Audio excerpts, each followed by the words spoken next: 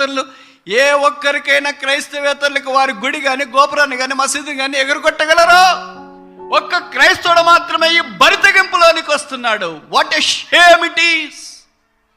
ఏ క్రైస్తవేతరునైనా చూడండి, వారికి సంబంధించిన ప్రార్థనా స్థలాల్లోనికి ఏ రోజు వారములో నియమించబడిన ఒక్క దినాన భక్తి మర్యాదలతో, శ్రద్ధతో, వైరాగ్యముతో తాను తగ్గించుకొని అక్కడికి వెళ్ళి పాద ప్రదక్షిణ చేస్తుంటే, ఓ క్రైస్తవుడా, నీ దౌర్భాగ్యమైన జీవితం ఎంత గొప్పది. మీ నాన్నగారు అమ్మగారికి ఆరోగ్యం ఉందనా, ఉద్యోగం ఉందనా, డబ్బు ఉందనా, పేరు ప్రఖ్యాతులు ఉన్నాయనా, ధన ఘనతలు ఉన్నాయనా, వారు ఐశ్వర్యవంతులనే ఏమి చూసి నువ్వు అతిశయపడుతున్నావు? నీ డబ్బా, నీ చదవా, నీ చందమా, నీ ఆరోగ్యమా, నీ 6 ప్యాక్ 4 ప్యాక్ సాలరీనా, కారా?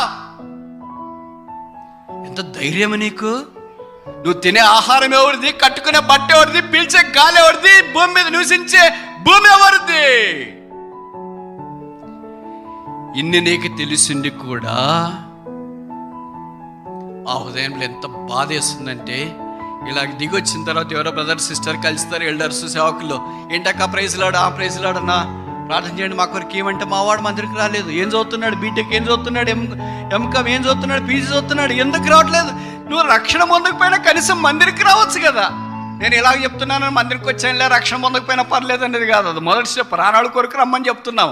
వచ్చిన వాళ్ళని ఏం చెప్తున్నాము? ఇప్పుడు రక్షణ పొందాలని మేము కోరుతున్నాం. అందరూ అంతటనో రక్షణ పొందవాలని దేవుడు ఆజ్ఞాపించుతున్నాడు. To be born again is the commandment. It is not a choice. నువ్వు బహుశా అనుకుంటున్నావేమో ఇది చాయిస్, నేను వస్తే రావచ్చు లేకపోతే లేదు అని అనుకోదు. It's not option, it's not a multiple choice. ఇది కాకపోతే అది, అది కాకపోతే ఇది, ఏదో ఒకటి పెట్టేస్తుందిలే, ఏది లేకుండా వదిలేసి వస్తాంలే. No, you must be born again. నీవు తిరిగి జన్మించాల. తిరిగి జన్మించకపోతే జాగ్రత్త.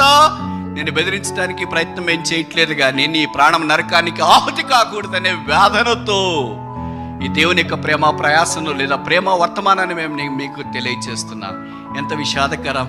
దేవుడు ప్రేమించి భక్తి గల తల్లిదండ్రులు ఇస్తే వాళ్ళు రాత్రిపూట లేచి నీ పడకల దగ్గరికి వచ్చి ప్రార్థన చేసి ఘోషించి కన్నీరు కారుస్తూ ఉంటే, నీ భక్తి లేకుండా, వైరాగ్యం లేకుండా, కనీస ధర్మము లేకుండా, ఇటు క్రైస్తవేతరులను చూసి కనీసం నేర్చుకోకుండా, దేవున్న స్థలంలోనికి రాకుండా, నిన్ను నీవే దూరంగా ఉంచుకోవటానికి ఎంత ధైర్యం నీకు? ఎన్ని గుండెలు నీకు? ఎన్ని కండలు నీకు? ఎవరనుకుంటావు నువ్వు? చదువుందనుకుంటావా? ఇప్పుడు చెప్పు, నీ సంగతి నేను తెలుస్తా. దేవుడు లేడని మాట్లాడుతున్నావా? దేవుడు ఉంటే చూపేరు మాట్లాడుతున్నావా? నీకెన్ని రుజువులు కావాలా నేను చెప్తారా? నీకు ధైర్యం ఉందా? లేకపోతే చెప్పే మాటలు నువ్వు అంగీకరించు.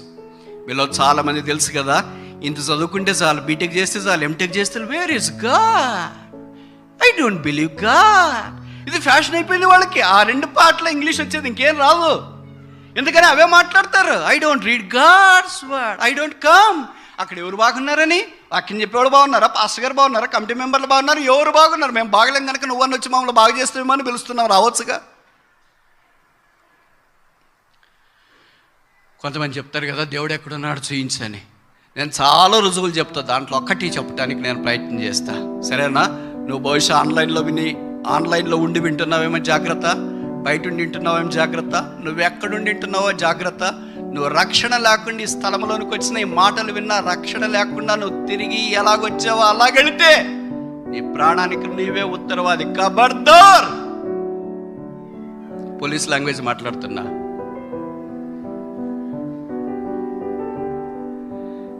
ఉదాహరణకి చూడండి, చిన్నపిల్లలు క్రయాంతో గోడల మీద గీస్తారు కదా, అది గీస్తే మనం తిరిగి సున్నం వేస్తే గీతలు పోతాయి.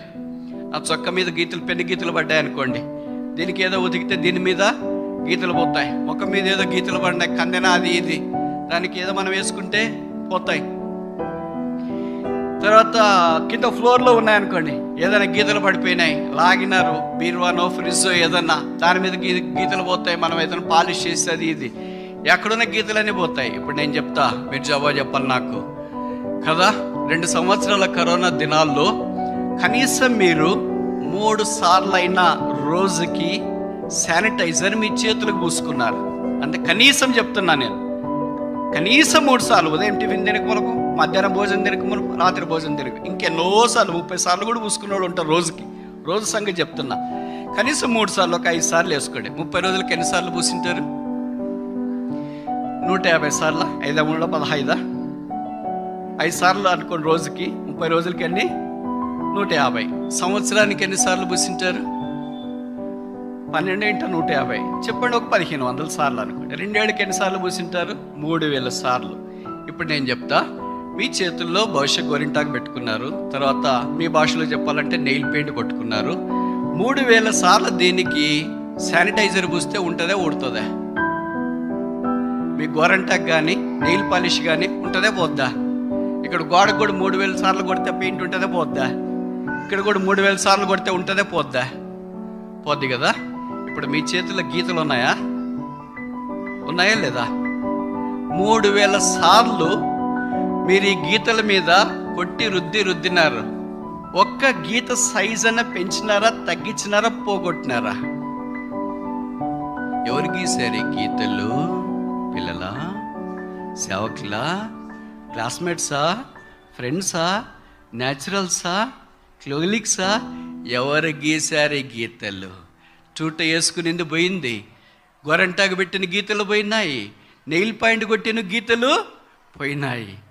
దేవుడు రాసిన గీతలు చేతుల్లోనే మిగిలిపోయాయి.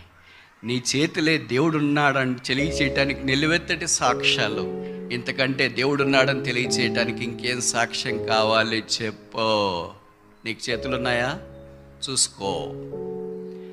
ఒక్కటన్నా మార్చుకోగలిగినావా? 3000 సార్లు నువ్వు కనీసం 2 సంవత్సరాల్లో శానిటైజర్ కొట్టుకుంటే ఒక్క గీతనైనా నువ్వు మార్చగలిగావా? మనుషుడా, దేవుడు చేసిన సృష్టిలో నీ చేతుల్లోని గీతలే మార్చుకోవటానికి నీ గుండెలు లేకపోతే, చేత కాకపోతే, బలహీనమైపోతే, దేవుడు చేసిన ఈ సృష్టి రహస్యాన్ని తొలనాడటానికి దేవుడు లేడంటానికి నీకెంత ధైర్యం?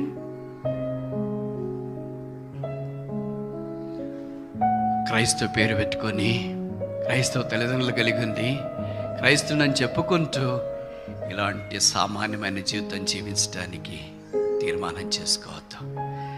దేవుడు నిన్ను ప్రేమిస్తున్నాడు కనుకనే నీ గొంతులో ఊపిరించి, తల్లిదండ్రుల నుంచి ఆయుష్ ఇచ్చి, భార్యనిచ్చి, బిడ్డలనిచ్చి, కన్న తల్లిదండ్రులనిచ్చి, ఇరుగు పొరుగునిచ్చి, నీకు ఉద్యోగం ఇచ్చి, క్షేమం ఇచ్చి, ఆరోగ్యం ఇచ్చి, భద్రపరిచి, ఇది నా 8వ మాసం ఈ 8వ తారీఖు ఈ దినంలోనికి దేవుడు ప్రవేశపెట్టినాడు. దైవమా, ఇది ఏమి ప్రేమ! ఎంతోమంది కాలంలో కలిసిపోయారు.